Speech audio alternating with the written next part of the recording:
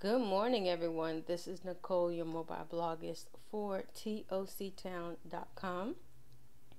And I realized in my last post that I hadn't run through all of my planners that I use in order to start, to govern, to pretty much guide the way I plan in the Planners Planet for toctown.com. So I wanted to share with you, since it's the close to the end of the year and also the start of a new beginning year, if you wanted to go ahead and purchase a paper planner, which one would I recommend, the challenges that I ran across, and also some helpful tips that if you're trying to decide which size to go into, what I did in order to make sure the planner works successfully for me. Okay. For 2018, I decided to go ahead and upcycle a lot of the planners that I already had on hand. So what I like to call it is shop the stash.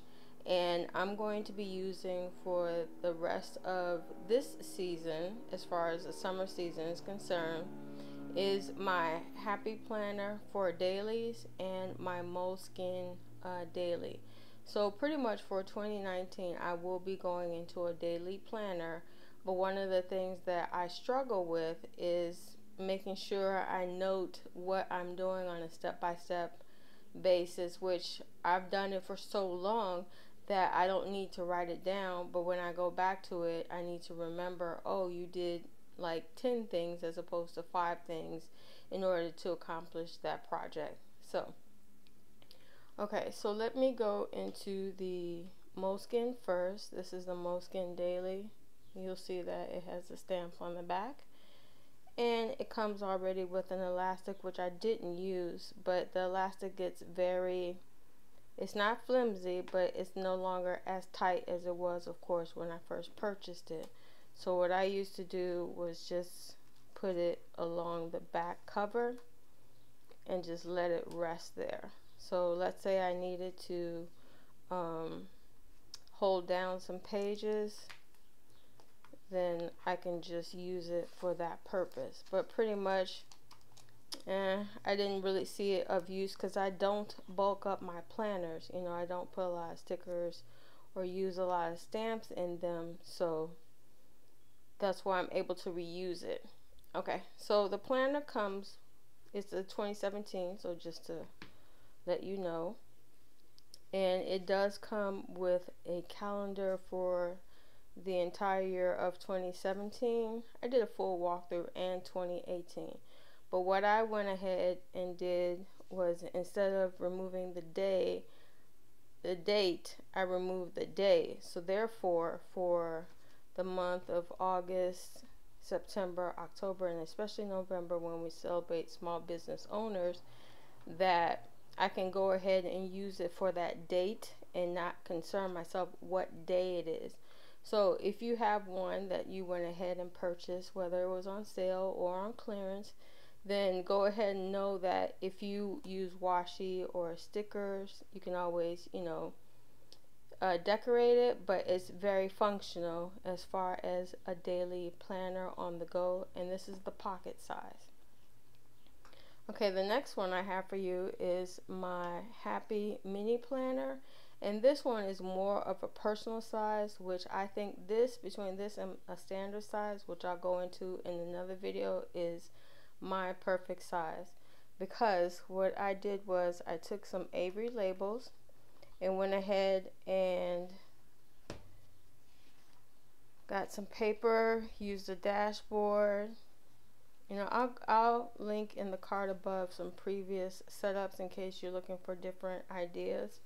And you can find 4x6 sheets of paper anywhere. I just happen to have a whole box full, and punch them. And because the pages are so removable, I can switch them not only from this mini size but also to my classic size, which I'll go through in another video.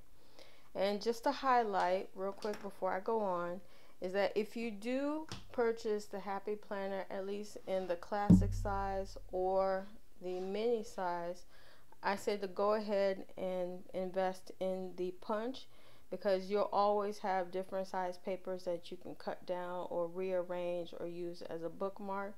And then it'll be a lot easier for you to go ahead and punch a few sheets and add them in as a daily planner. This works great because the cover does not get scuffed up, and pretty much you can, I like a rough and tumble kind of planner, because I take it everywhere and don't mind if it gets dirty or not.